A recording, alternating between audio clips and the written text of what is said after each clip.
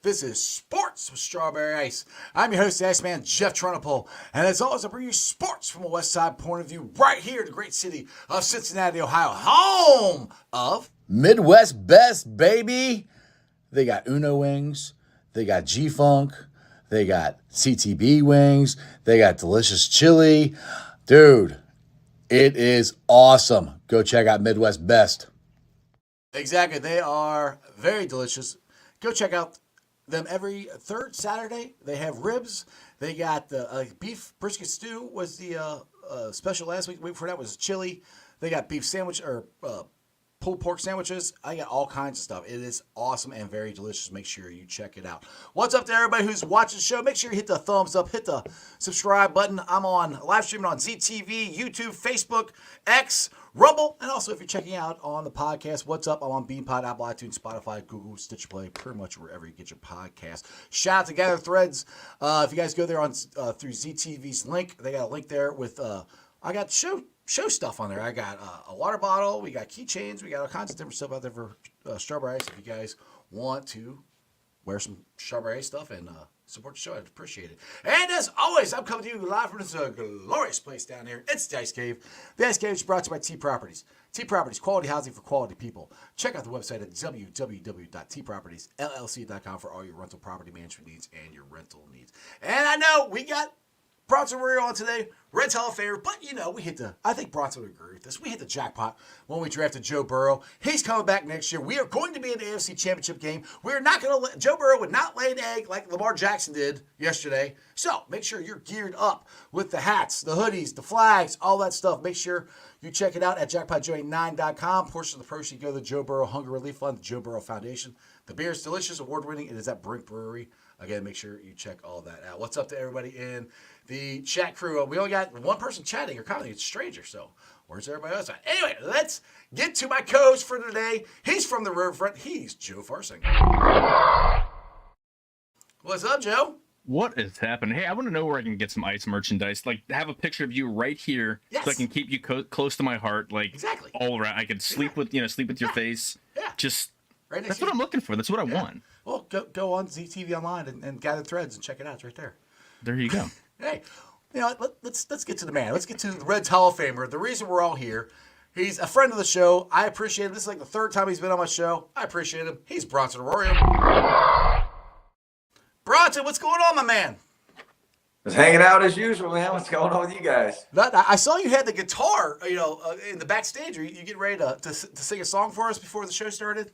Well, no. You know what? I've been writing a lot with a kid around town named Joe Jordan, who's just fantastic writer. He writes for other country artists all day, and I just been bringing him a bunch of folky chords, and we've written 14 songs in the last 10 days, and it's just been it's been fun because you write them so quickly within a day. It's hard to then catch up and learn them. So I'm trying to learn these songs, as I go. So you got a new project coming out sometime soon?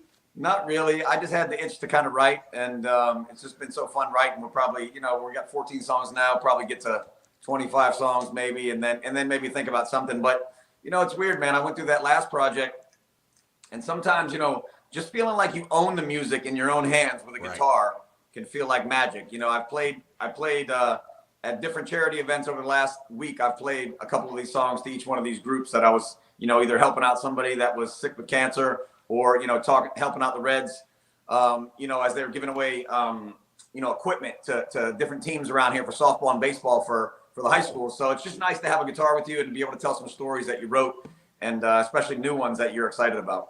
Hell yeah! I know. I saw you. Was that last year or year before that? I can't remember. Up at the Pirates Den, and I had a complete blast. Anytime you're close to the West Side, man, you gotta hit me up because I would definitely come and check you out. By the way, this is Joe. I don't know if you ever met him. This is Bronson. Joe's from the Riverfront. Joe, you got any questions for Bronson? First one that's probably the most important. What is the best, like the most living your best life moment in your life? Either winning the World Series in 2004 or being on stage with Fenway or at Fenway with Pearl Jam, drinking Eddie Vedder's wine. Which is the like, holy shit, where am I in my life that this is reality moment? Man, that's a really tough one. I mean, I always say, it's impossible to really kind of compete with anything that you did as a really young age. And when you're a 6 and 7-year-old kid throwing a tennis ball against the wall and just fielding the ground ball and thinking this is the last out of the World Series and we're going to finally win this thing, that's your life's work.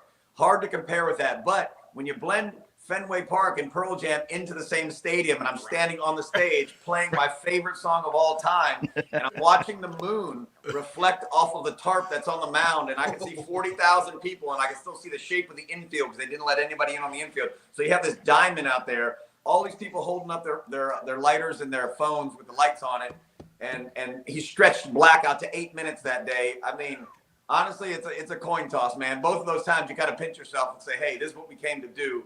And we're here doing it. We watched it this afternoon, and how underrated is Mike McCready, by the way? Like, Pearl Jam's my favorite band. Like, and he's not mentioned among the guitar greats, but I really think he needs to be.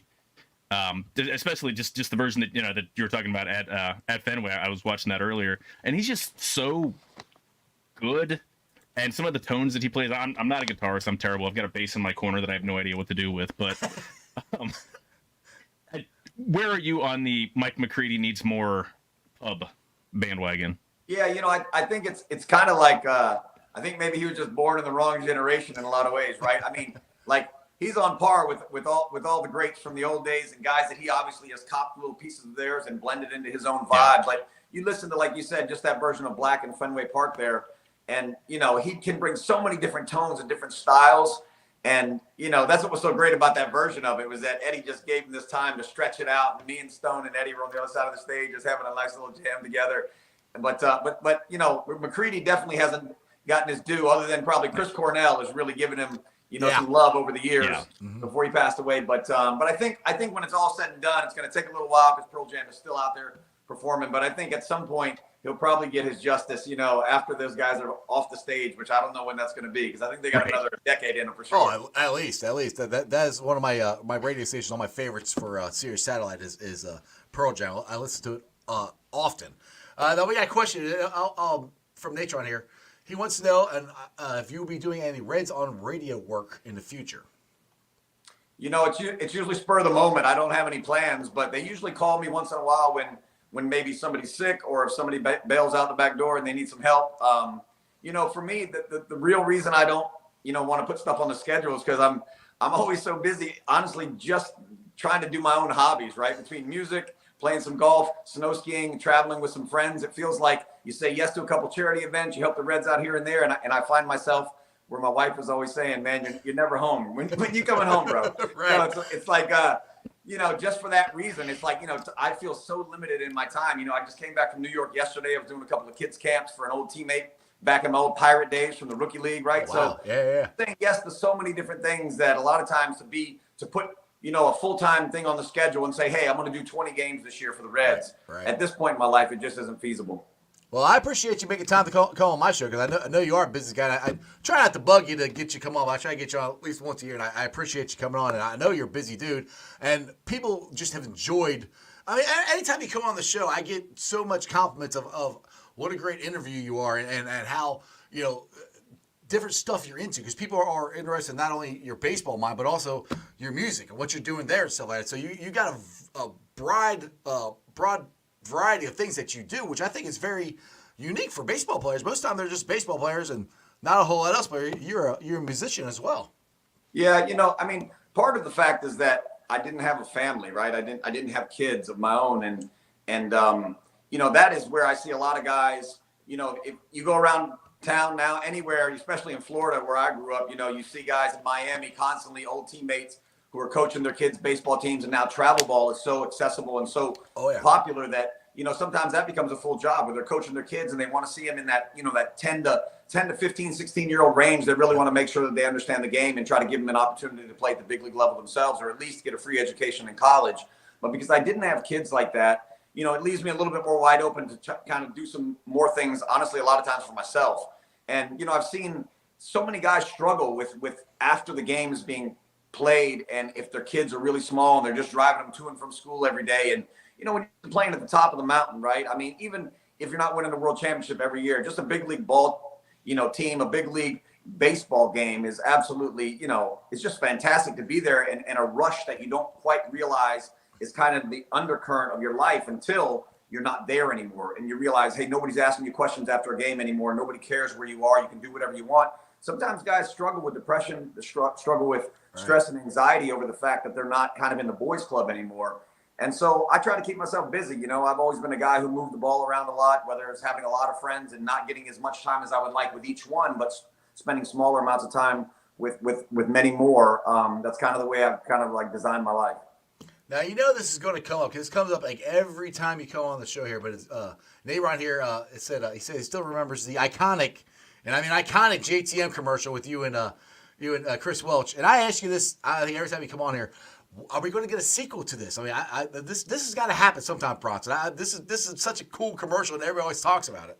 Yeah, I would be pumped to do it. I know Welsh would be up for it. We always, you know, we have had some really good laughs over the years watching those back, and it was such a you know, we didn't know we were getting into it. It turned out to be, you know, something that was there were so many different versions of it. It turned out to be almost like a cult thing. Right. And I heard, you know, we're together again. I heard that when I was growing up in the bullpen for the next 10 years, you know. But I don't know if there's going to be a sequel because, well, you know, I don't even know, you know, what direction JTM is in these days. Yeah. Back then, whoever was in the front office really enjoyed the Reds, and they enjoyed my style, and they thought it'd be a quirky thing to do or a funny thing to do. But I don't know who's management over there anymore, but if they approach us, I'm sure that we can get it done. So would people actually like sing you the song while you're in the bullpen? Is that what you're saying? Oh yeah. Every time we're working out, you just hear, "We're together again." I sing on the show, but I am not going to sing next to you because you sing way better than I do. So. Yeah, it was one of those things, man, that you just thought, you know, and I don't know if I told you that story, but the day we went to film that commercial, it was in the off season that year. Right. And I showed up to the park and I wanted to grab a quick bite to eat.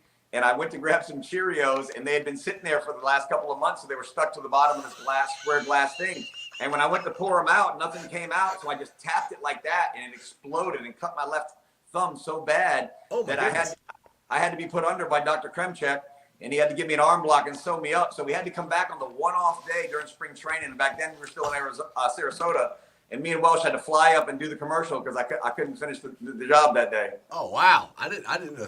Doc 𝐁𝐑𝐎𝐍 to the rescue as always. Go ahead, Joe. What do you got?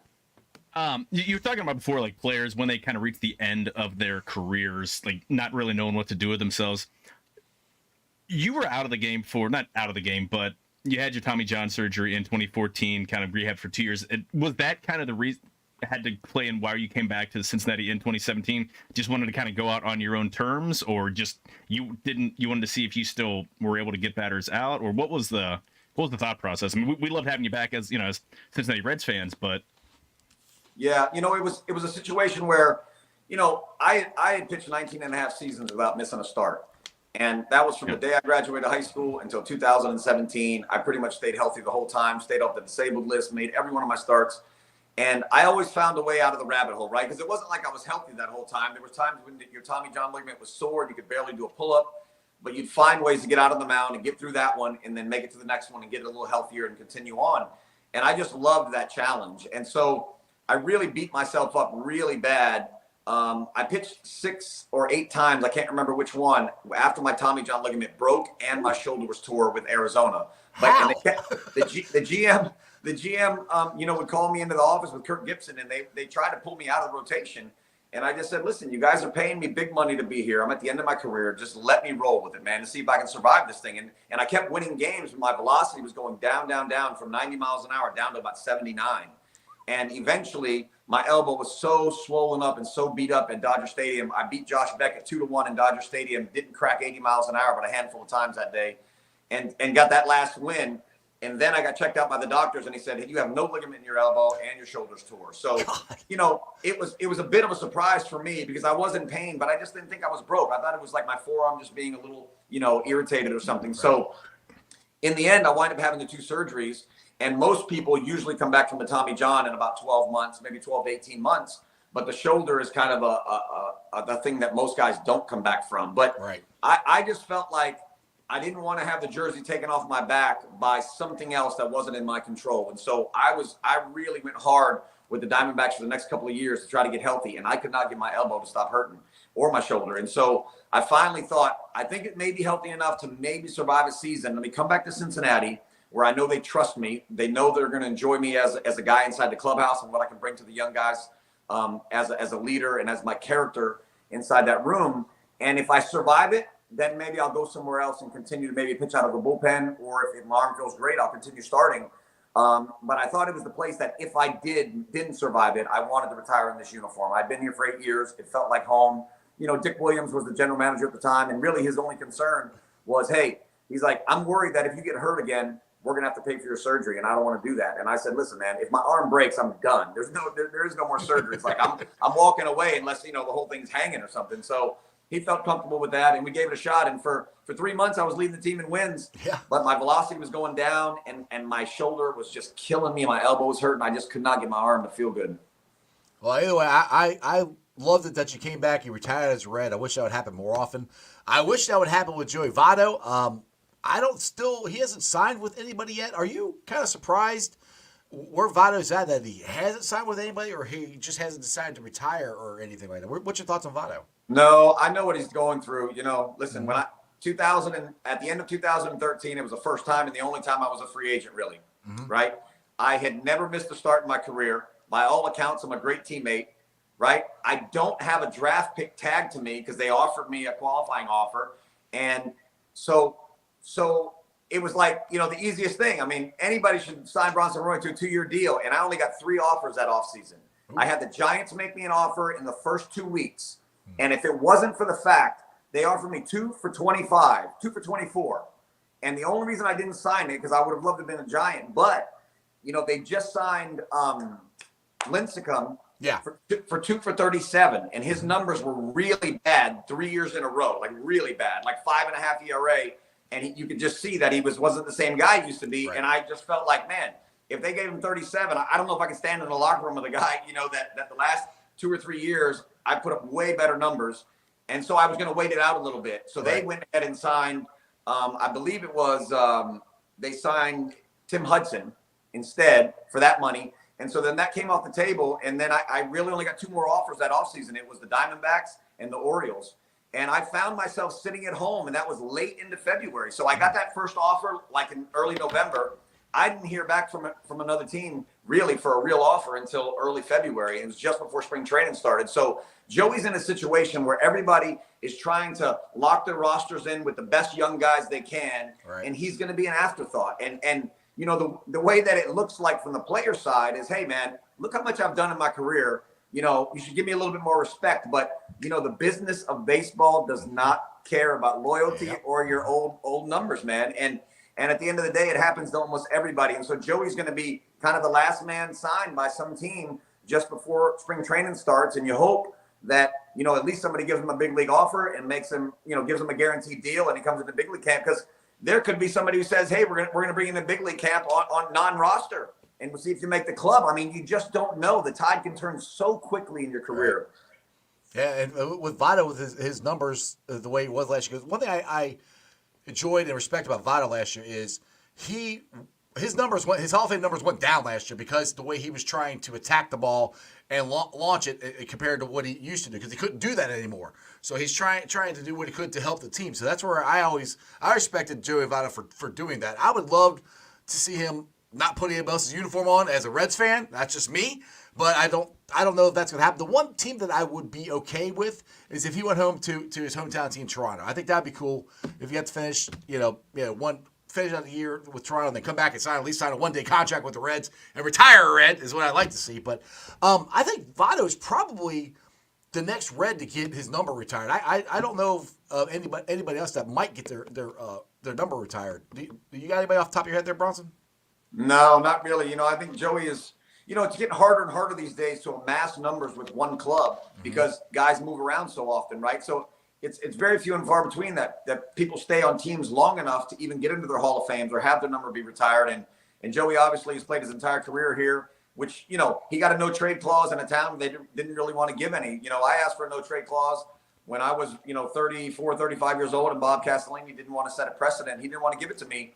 And Joey got one of those. So it was nice for him to be able to stick in this town. That was a little bit more his speed. But, if he wants to play baseball again, it's probably going to have to be somewhere else. There's so many young guys on this team that you're not going to go back and say, hey, maybe if you were on the verge of winning a World Series, and you thought you could do it right now with Joey Votto at first base every day, then maybe you give him that last chance. But at this point, they have so much young blood in this organization. And some of those guys are going to end up in AAA as well that you think might be on the big league club. So it's going to be tough for him to come back here. And I think he's probably still got enough fire in his belly that he needs to get it out in one more season, at least somewhere else, and really affirm in his mind, hey, I'm done. Or, you know what, there's still some juice in the tank here to DH, and I'm going to go ahead and get a couple more years out of this. Joe, what do you got?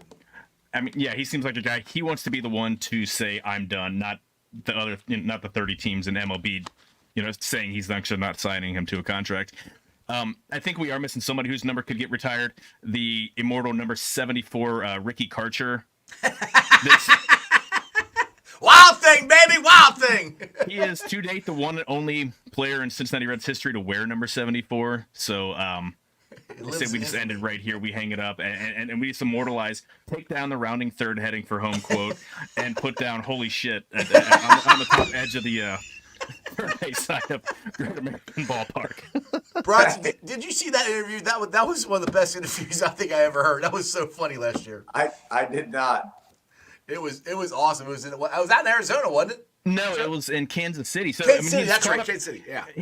I don't know. He walked like 7 or 8 batters per 9 in AAA. He gets called up because literally everybody else is injured, and he gets called in to close a game. And it looked like the actual pitch box. I think he threw 3 pitches in the strike zone over 4 or 5 batters. A couple guys they rolled over. Someone popped one out. Amazingly got out of the game. Got the save in his major league debut.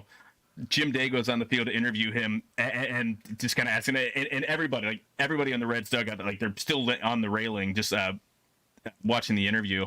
And he said, well, how did that feel? And just the only thing on live TV was, holy shit. the only time he ever played MLB mound and the Reds sent him back down, and he's gone now. He's another organization though. Oh, yeah, that was unbelievable. But Bronson, you talking about the young talent that the Reds had this year. Where are you at on the Reds offseason? Because they did add pitching and they added veteran pitchers. Not the big number one starter that some of us would like them to have, but I think they got the potentials in Green, Lodolo, Ashcraft, Abbott. Those 4 have all kinds of potential. What's your thoughts on the young pitching staff and the guys they brought in? The Reds are in a situation where they just can't afford to go out right now and get a $150 million starter, right? And they saw what happened last year with the young youth, with speed, with defense, right? You feel like you probably have not seen the best of Ashcraft, Lodolo, or Green yet, right? You haven't seen them 100% healthy. You haven't seen them for long periods of time be able to dominate the game. They've done it in short spurts, and then there's spurts where they're getting killed. And then you look at the season, it's okay, it's mediocre. We need to, and you need to see 2 out of every 3 starts be really, really solid for the entire season, not, every other one, right? 50% versus 75% is worlds apart. And I think that is still going to be the core of this team. And so I don't think there's a reason to go out and sign a big guy right now, because honestly, it feels like, you're not sure if this team can get to the big dance, right? You're not sure if they're there yet, if they're mature enough yet. And you really want to affirm that, I think, before you go out and really stick your neck out monetarily. And I know from having conversations with Phil Castellini over the last couple of years that, it's becoming harder and harder all the time with the TV deals with the bigger teams like the Dodgers and the Red Sox to even keep up in that capacity as it is. And you don't want to be going trying to be somebody you're not, right? We talk about all the time, you don't go out there and try to throw 95 if you're a guy who throws 87, right? Because you're going to lose command and you're just going to get hurt and you're going to get beat anyway, right? So as an organization, you've got to kind of stick to what you're doing. And I know that on the scouting side, they're being really patient and really smart about what they're doing. They're getting a lot of young guys, a lot of prospects that are coming through the organization. It's probably the best class of guys we've seen homegrown in a really, really long time. Yeah, I think they're being really, really smart and strategic about it. And I don't know when the whole thing will blossom, but I really like what I'm seeing, from top to bottom in the organization.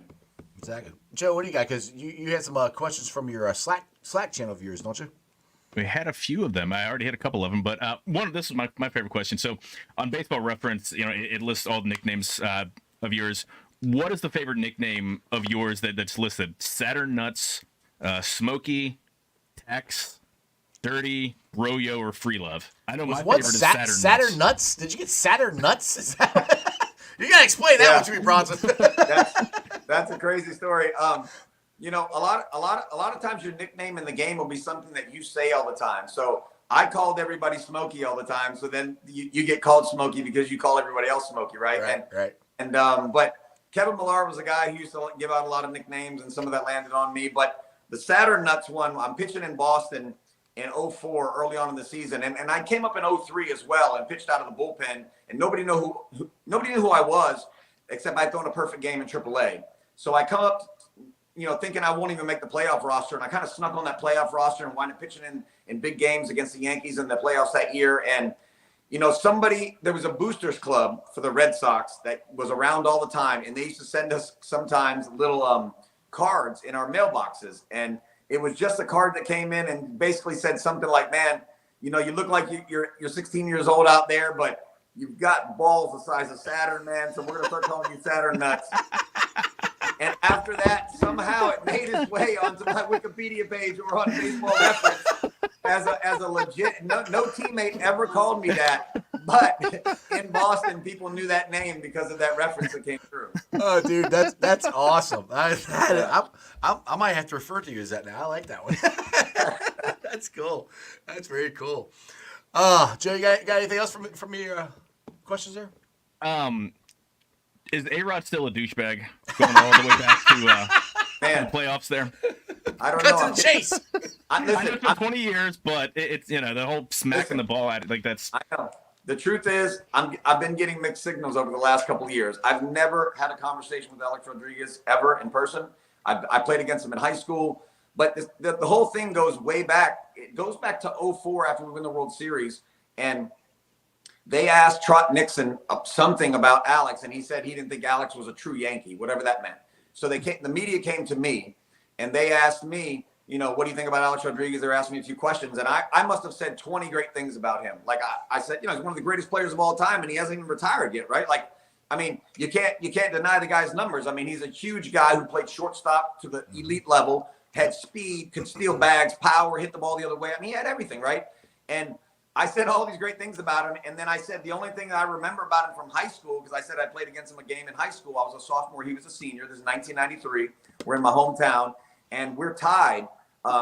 It was 3-3. We tied him. We played him to a tie. We missed the squeeze in the 6th inning to win the game, and it's 3-3. Alex comes up for his 4th at bat in the 9th inning, and he hits a 2-2 changeup out of the park, and they win 4-3. But earlier in the game, I was on second base around the 2nd or 3rd inning, and Alex was playing shortstop, and he walked up to the umpire and said, "Tell that umpire we get those calls back home on a couple of close pitches."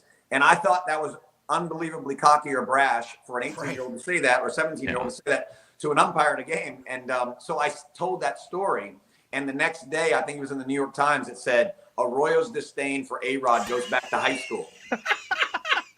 That's a bit of a reach. Right. Whole list of stuff, and they pull one quote out. Right. So you know how they like to do it. So they obviously went and asked him about it. He referenced me as Brandon, like he didn't know my name. He's basically saying, "Hey, you're just a peon. I don't know who you are, man." Right. And I was, compared to the level he's on, you know what I mean? But since that day, I know people who've tried to have conversations with him about me, and he's acted like he didn't want to talk about me. But I'll say last year I was playing a show in Boston, a little like surprise show when I was about to put that record out in February, and a big guy from behind me grabs me, and I could tell it's somebody who really knows me well. He wouldn't have grabbed me like that out of the blue, and it was Julian Tavares. the old relief pitcher for the Yeah, Cleveland yeah. Indians Cardinals. And me and Julian were in spring training together, and we kind of hit it off. And he said he hangs out with Alex. And that night he kept saying to me, if you come through Miami, let me know. Alex would love to have lunch with you. So maybe he'd love to sit down and chat. I don't know. But sometimes I've heard all these mixed signals over there. I also have heard from my old strength coach from the Reds, Matt Krause, who was here for 8 years. One of my favorite guys I ever was around the game. He went to the Yankees for 5 years, and he said Alex was a guy who just loved baseball so much. He helped all the young guys out. He said he'd hit in the 9 hole and play left field if you asked him to. And he said that Jeter would not do that. And he said he thought that, Alex in a lot of ways was a better teammate than Derek. And so, you get these mixed things. And so if you don't know somebody on a personal level, it's very difficult to say. Right, exactly. Yeah, Jeter should have been the one moved off of shortstop, not A-Rod. Yeah, he should have. Right. But I think you should go out to lunch with him, and he's since he's the big money guy, he's going to put his check out and just slap the check out of his hand, like he did in the playoffs. And like, no, I got this, man. knock the black card out of his hand and pull out my debit card. There you go. Exactly. All right, with Alex Rodriguez and in my opinion, all the PED guys or whatever, Bonds, Clemens, Alex, all these guys should be in the Hall of Fame, in my opinion. That's just where I'm at. The Bud Selig's in the Hall of Fame. He was commissioner of baseball when all this is going on. We just had the Hall of Fame, the newest guys in there. What's your thoughts on the PED guys? Do you think? I don't think they'll never get in because they're not gonna let Pete Rose in. I don't think they're ever gonna let these guys in. I know it's two different things, but baseball is pretty stubborn on this. What's your thoughts on the PED guys? Yeah, I don't think they're going to get in either unless the entire generation of the voting crowd, which is a lot of the beat writers, maybe if you have a turnover of a younger group, and I'm talking, another 30, 40 years from now, maybe if everybody's died off, maybe they have a chance. But for me personally, I'm with you. I think there was a time when we know so many guys were doing steroids that are in the Hall of Fame, and a lot of these guys were suspected of it. And guys like Bonds never even tested positive, even though we know he was on it, right? But he didn't test positive for it. It's like, I feel like we should just take it as an era of like, this was the steroid era. These are the best players of that era, and they deserve to be in there. That's the way I see it. We cleaned up the game after 2003. We've been testing, and they're going to be testing on into the future. And it's been a clean game for the most part for a long time now. And I just feel like it's a shame that a guy, all those guys, at the end of the day, you took steroids away from them. I still think they're probably the best of their class, and especially guys like Bonds, obviously. And so it's a bit of a shame, and it's obviously, to me, it's even more of a shame that Pete's not in there. But I don't think that's ever happening either.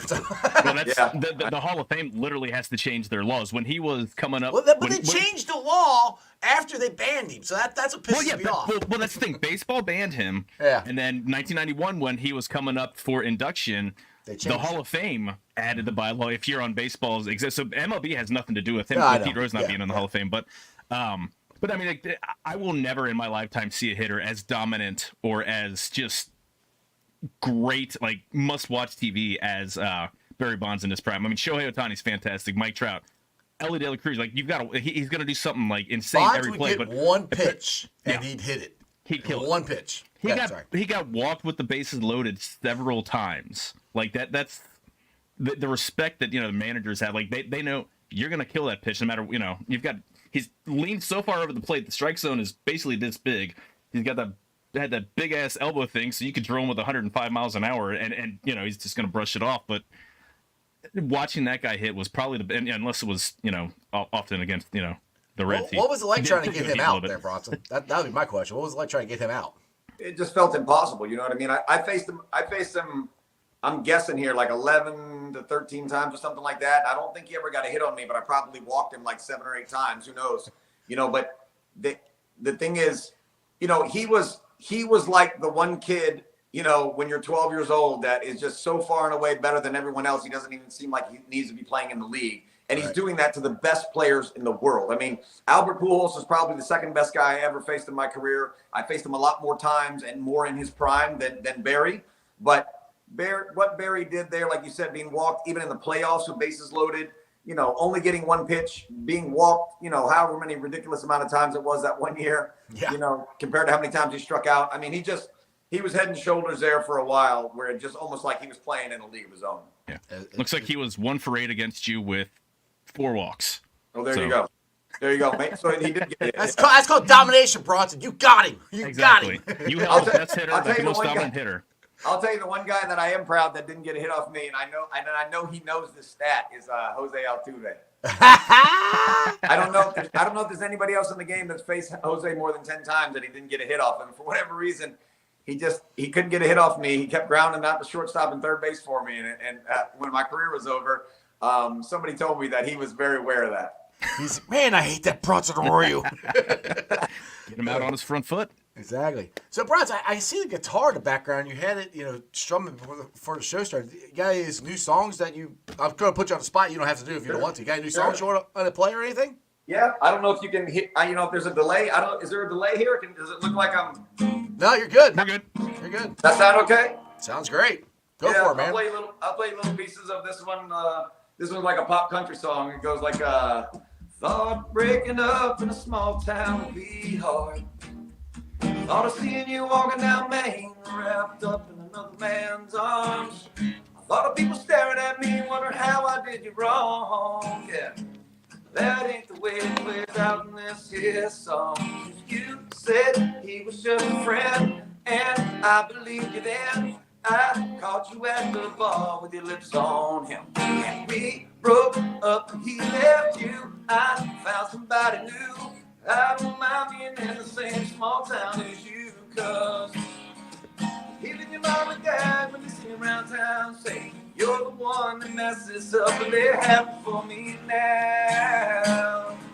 And now we at the bar with the friends all buying us drinks. You're holed up in a one-bedroom, worrying about what they might think. Yeah, I love this town, but I'd have to pack it up and leave it. But breaking up in a small town ain't hard.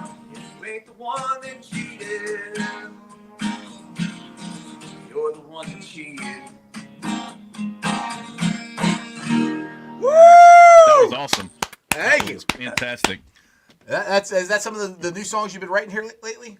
Yeah, I've mostly been writing folky songs. I just had all these folky ideas in my phone, and a lot of times I'm working out in the basement early in the day, and there's something about working out that gives you some endorphins, right? So your brain starts operating a little bit on a different level than it is when you're not. And a lot of times I'll listen to an album that I know is a great album from the past that I haven't personally listened to. Because I actually wasn't really a big historian of music for a long time. And so I'll listen to a record and it always inspires a little something. And I'll just throw it down in my phone like a little idea.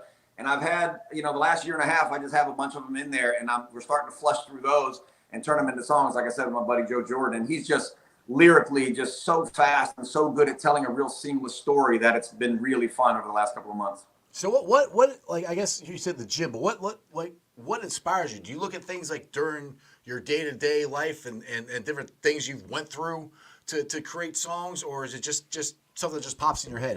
How does that, how do you get an idea for a song? No, so for me, when I say I get an idea, it's about chord changes and like a melody of a feel, right? Okay. So it might be like I would just sit and basically, maybe put, if I did something like this, and I would just be like and you just start humming something. And what is it? It's like you do that, and then you're just finding. Right. What does that feel like? What does that sound like? I'm just looking for a mood. And then once you find the mood, you start humming something. And then usually when you hum almost a bunch of gibberish, you find a couple of words in there that when you listen back, you're like, oh, it says that. It says celebrate life. It sounded like I was saying celebrate life, right? And this feels like this really moody song. And then I present that to a guy like Joe, tell him, and then he says, what do you want to write it about? And based on what it feels like, I will then come up with an idea. And most of my ideas are not that personal. I've been like I grew up I think I probably told these stories before where I was a young kid in the weight room, right? Lifting really heavy weight with my father.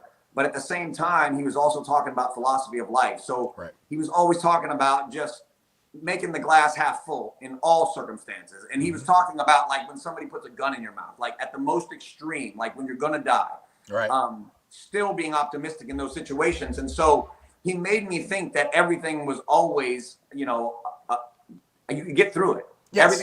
Everything was surmountable, right? And so for that reason, I really like, a lot of people love to listen to like things that are a little bit more harsh, a little sadder. And so I usually don't write about myself. There'll be pieces of myself inside the songs, and usually it'll be the little optimistic parts in a song. But if you're trying to write something that maybe somebody else will listen to, you try to write things on the way that most people operate. And there's a lot more people in the world who operate on, you know, a little bit of sadness and a little bit of anxiety and a little bit of stress and all the bad relationships. And I've been able to avoid most of that in my life, but you want to write music that more people can listen to. And so a lot of times, you know, you're kind of inventing a story in a lot of ways and just, you know, weaving your own life in it slightly. Yeah, no, I try to do that too, is the positive side of life, because there's whatever happens, you can get through it in life. You just got to keep moving forward, you know. And that's a good way, because I know you and me have talked about this before on the show, on how that's just a good way to handle things, because sometimes people get depressed about this, and that's not going right, that's not going right. Well, you just try to look at everything, you know, in a positive direction. Okay, all right, well, this didn't work out, but this did. I keep moving on, and that's what I think you've done a great job throughout your whole career. You know, just how you dealt with your arm injury. Right, and you know that was what made me who I was on the mound. A lot of times, you know, you felt a little bit more unflappable than other guys because I had my emotions in check, and I didn't let the negativity kind of overtake me and show that physically to other teams. Right. And it was a lot of the reason why I could kind of, like, you know, keep my eye on the prize, start out with a bad inning and give up 3 runs and still give you a quality start, right? And so, you know, all those things, all those childhood days in that weight room with me really made me who I was mentally. And my skill set wasn't good enough to beat big league hitters for 20 years, you know. But what was between my ears put enough into the recipe to allow me to do that. And so, you know, I try to use that now to try to write some music. Writing music's a little tougher than throwing a strike, but we're working on it. You did pretty good. So hopefully YouTube won't copyright me on this, because they're your songs and you're actually singing them. So if you got another one you want to play, go for it. Sure, I'll play you this one. My center fielder from high school actually died of COVID during 2020, and the inception for this one is thinking about him a little bit. But these are all written within the last couple of weeks. So this one goes.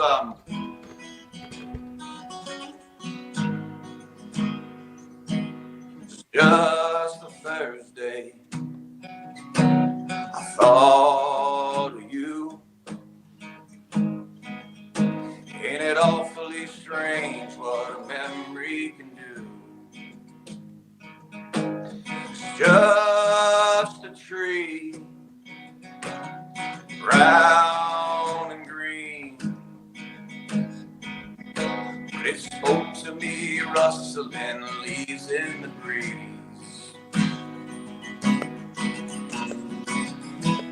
Wherever you are, wherever you've gone, it don't feel fair to me, but hell, who am I? I heard an old song, the words all felt wrong, broke 3 of my knuckles on the dining room wall. Ooh. And I laughed 'cause I knew that you'd laugh with me too. Baby, gone ain't so far, and neither are you. Baby, gone ain't so far, and neither are you.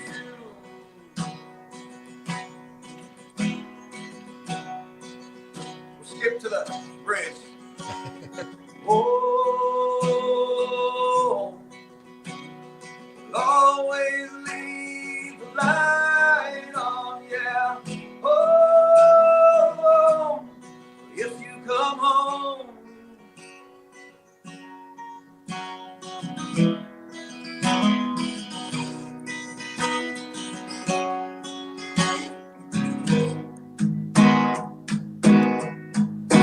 Maybe someday, one Sunday will come pass me by. Monday I'll realize you never came to mind. In the peace in your passing felt something divine. Maybe gone ain't so far and I ain't far behind.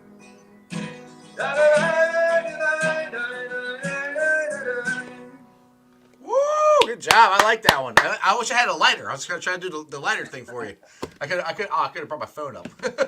But people just are have the enjoying little electric lighter thingy. There you go. There you go. Not the That's same good, effect.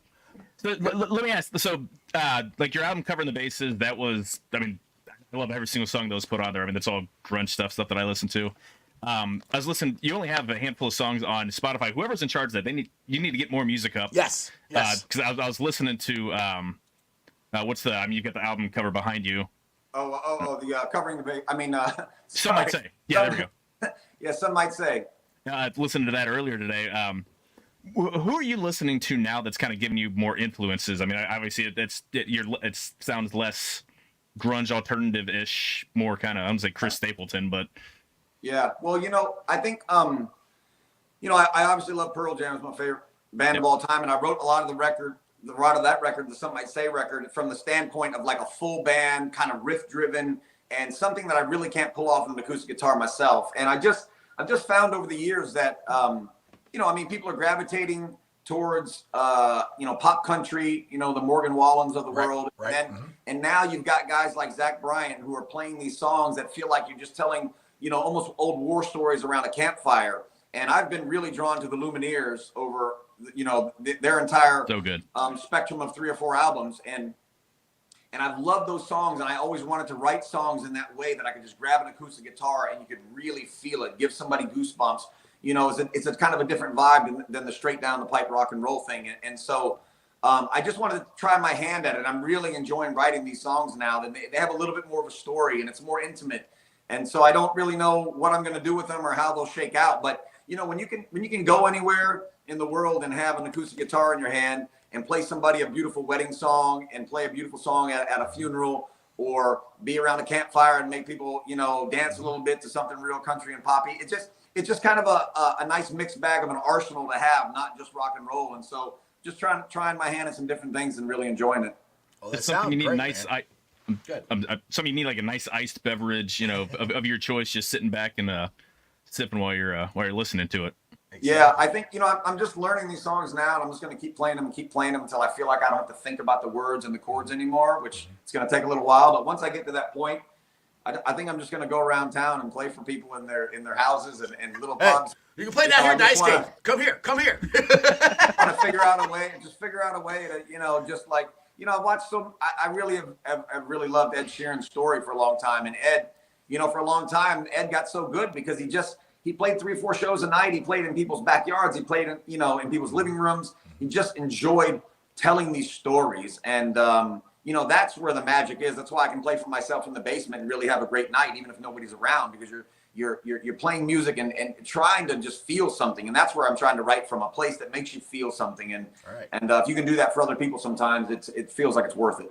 Well, that's cool. Maybe we could set something up with a Midwest Best Barbecue, which if you have not had their chicken wings, I suggest you do it. They're all out on the east side, but maybe you go out there and we can set something up there. You can play there sometime. Where'd Tim go to high school, Jeff? Who? Tim from Midwest Best Barbecue. Where'd he go to high school? I don't Milford? know. Milford, East Side? I don't know. Whatever. East Side? The West Side, baby. Bronson knows what side's the best side. Well, hey, all the guys that worked in the clubhouse for all those years are from the West Side, so I got to give it up to the West. Yeah, baby. That's why people up in the owner's box were all from the East Side. That's true. That's true. But hey, if you got to choose, if you have to choose flying on the private jet or freaking, digging the ditch with your boy from the West Side, you got to pick your boy from the West Side. That's what I'm talking about, Bronson. That's what I'm talking about, baby. All right, we got a question for Tim Daniel. He said, how cool was it to have your old teammates come back and celebrate your Reds Hall of Fame induction? Yeah, it was great. Not only was the Hall of Fame induction, but the day I retired on the field, just having guys like Johnny Cueto and Theo Epstein and people like that pop up on the Jumbotron and give you some love. And during my Hall of Fame induction thing there, before I got up on the stage, Dusty Baker and David Ross popped on the screen, and Joey Votto. And, you don't get to see guys that you played with. Sometimes, baseball players, when you play for such a long time at the big league level, it becomes your family. You're around them a lot more than anybody else in your life. And sometimes they become closer to you than your childhood friends. And then you leave the game, and sometimes you don't see these guys for a long time. So to see them come back and just give me some love, it's just a beautiful thing, man, because the wheel just keeps turning. And then now Joey Votto is going to be the guy sitting there, and I'm going to get to jump on the screen and give him some love one of these days, right? And so it's it's nice to be part of it. It always feels good to catch up with old guys like that. Yeah, that was awesome. I remember I was there. We were up in the bow tie deck up there at the, and you guys got the speeches done right before the bottom fell out of the sky, and it started pouring down rain on us. And I think you got the opening day pitch out too before all that happened. So that was a fun night. Actually, the Reds won that, if I remember right. I think the Reds won that night in that game. But that was fun. I didn't get to see much of the game. I ended up in a owner's box with Pete Rose and a bunch of guys, and we were just kind of chewing the fat, catching up. We missed a bunch of the game, just like, when you see some of the old guys like that, that's the thing. It's like you're catching up from old times. Even guys like Pete that I didn't know until I was well into my, baseball career. When your craft has been the same, you have this mutual respect, and there's a real kinship there, even if you didn't know them on a personal level before that. I think a really interesting conversation would be listening to Pete Rose and Joey Votto discuss hitting. That would be a very interesting conversation. It's kind of like how I get lost in your conversation when you just describe how you were a thinking man's pitcher, how you're trying to get the guy out with the different arm angles and to change the speeds up and everything you did throughout your career. That's one thing. That's why I respect what you did, and I think more guys need to do that more, because we had this conversation before. We're getting too much into the speed. Which, yeah, if you can throw a 97, that's great. But if you change speeds a little bit, you keep guys off balance, I think that prolongs your career. You pitched almost 20 years. Well, you know what it is that it doesn't matter what the velocity is. If a guy wants to sit at 97 for the whole night, he needs to be able to throw 101. That's the thing. It's like, if you can only throw 90, then you want to sit at like 87, right? So you always want to be pitching, 5% down from where it is your max is. You cannot live at max effort, even if you only throw 80 miles an hour. If Tim Wakefield, the knuckleballer, threw every knuckleball as hard as he could, he'd break as well, right? You just can't sustain having pedal to the metal the whole time. So regardless of what the velocity is, you just need guys to get out with a little bit less. And sometimes it's hard to convince people to do that, because when they give up big hits with what they consider to be less, they feel like they failed themselves. Right. But not realizing that if you really want to get deep in ball games and get deep into a career and have a healthy arm for a long period of time, it's got to be done. Exactly. You brought up knuckleball there. We have a former, he's a Red now, infielder. Why can't I think of his name, Joe? Who's the one trying to come back with the knuckleball? Alex Blandino. Alex Blandino. Yeah, he's an infielder for the Reds a couple years back, and now he's coming back and trying to make it as a knuckleball pitcher. And I saw him a couple blowout games when he was a Red. He came in and pitched. His knuckleball is actually pretty good. I would love to see him succeed. I don't know if he's going to or not, because the knuckleball, I think, is extremely hard to throw. I've tried to throw it. I have no idea how in the world anybody could throw it. But what's your thoughts of other guys? Like, this is where I thought too. It's like some people, like in the minor leagues, they got a really good arm, but they just can't hit. They can't get up hit enough to get up to the major leagues. That other guys don't switch and try to become pitchers, or vice versa. Yeah, it's a tough road. I mean, with the knuckleball, it's obviously a totally different ball game. You're not going to probably break your Tommy John ligament throwing a knuckleball. But, nope. The guy that I said was in the rookie league with me was a kid named Alex Pena. We played all through the minor leagues with the Pirates together, and I was just running those baseball camps with him over in New York yesterday.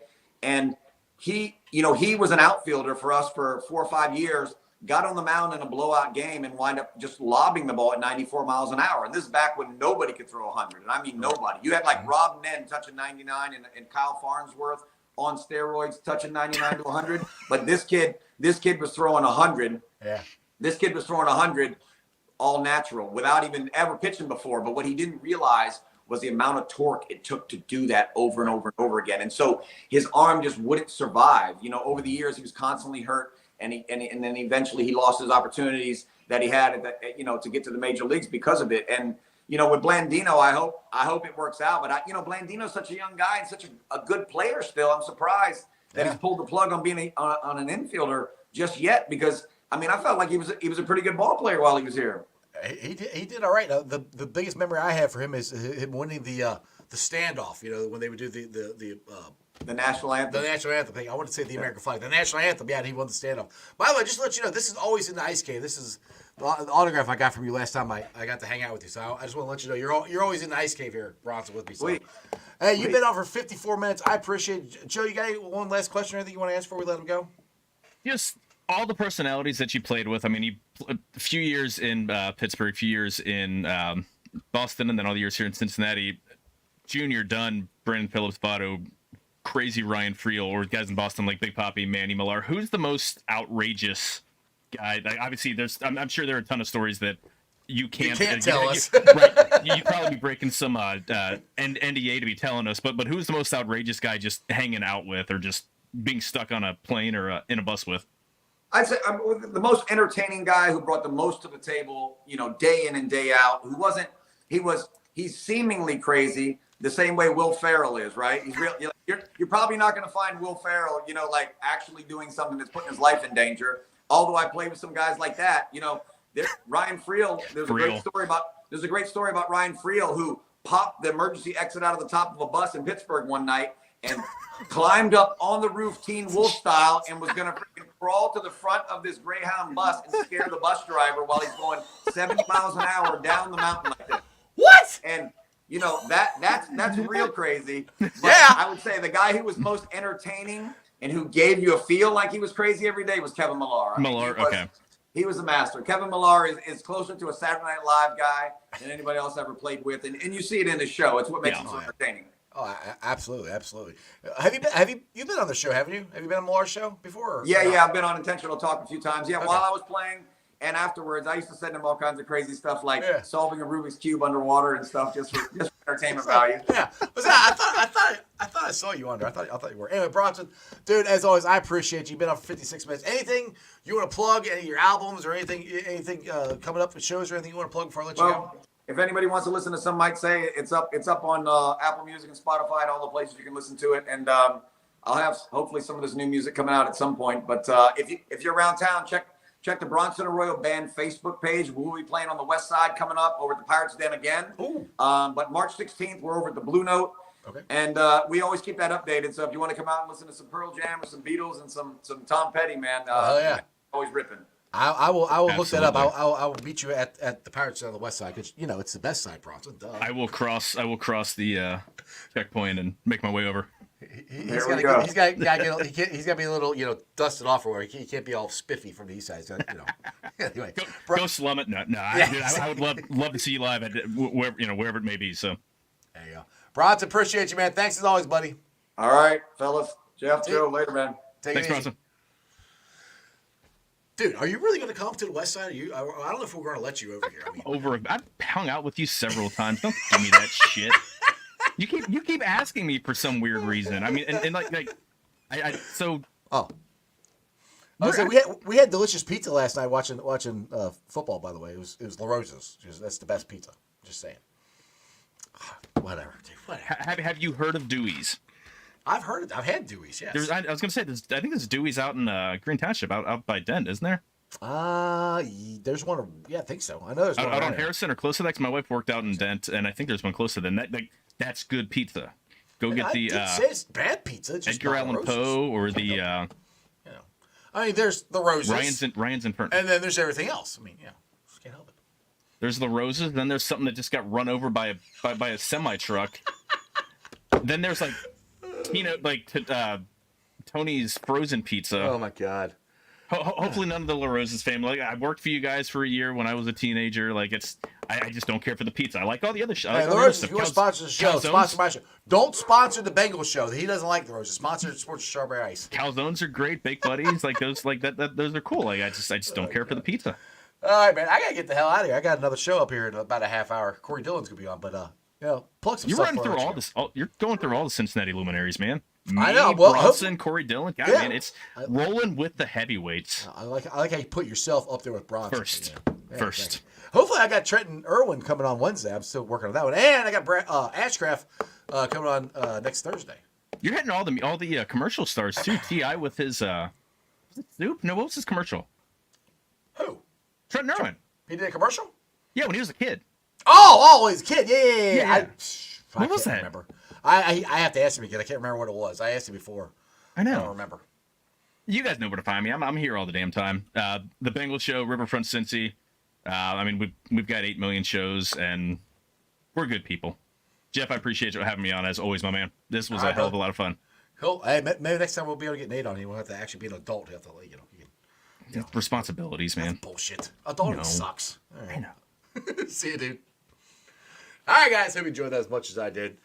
Go check out Bronson on iMusic, Spotify, all that cool stuff. He's on there. Go check him out. Like I said, go look at Bronson Royal Band. All his dates and everything, where he's going to be at, it's going to be on there, so make sure you check it out. Come check me out here in about a half hour. I got me and Corey and Cap going to be recapping the AFC NFC Championship game. But for the show, thanks for watching. If you're checking it out on ZTV or YouTube or any of the other ones, hit the thumbs up, hit the likes, and please subscribe. Like I said, we're on ZTV. YouTube, I'm at 2,499 subscribers. Facebook, 3,489. X, 3,968. And of course, I'm pulling that sound off later on tonight on the podcast on BeanPod, Apple, iTunes, Spotify, Google, Stitcher Play, pretty much wherever you get your podcasts. Please make sure you rate, like, and review. Leave a comment so more Cincinnati fans can find my podcast. You can also follow me on Instagram, Threads, TikTok. Other than that, I'll see you guys here in about a half an hour. Ready? Throw it up. That's just sports, baby. See ya!